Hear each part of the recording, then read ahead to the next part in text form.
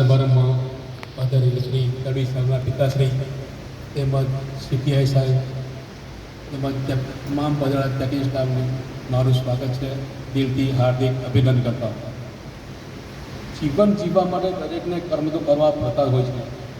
માણસ બિઝનેસ કરે કે સર્વિસ કરે, જે માણસ સર્વિસ કર્યા પછી જોઈન્ટ થાય છે એ જે પરિવારના સમય ગુજારતા સિવાય વધારે સમય એ સર્વિસમાં આપે છે, એમાં જે સતત જોઈન્ટ થાય છે એ એક પરિવારમાં તમારે જ્યારે પણ કોઈ પણ પ્રોબ્લેમ ઊભો થાય ત્યારે તમે ઘરના પ્રોબ્લેમ પણ પરિવારમાં જણાવતા હોય એ સમયે પણ તમારું સોલ્યુશન જલ્દી પણ તૈયાર થઈ જાય.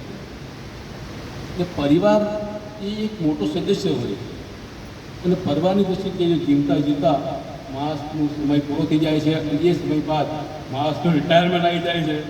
એ બાદ વિદાય સમારંભ જીવવામાં આવ્યો છે એ બધા બધાનો ખૂબ ખૂબ અભિનંદન.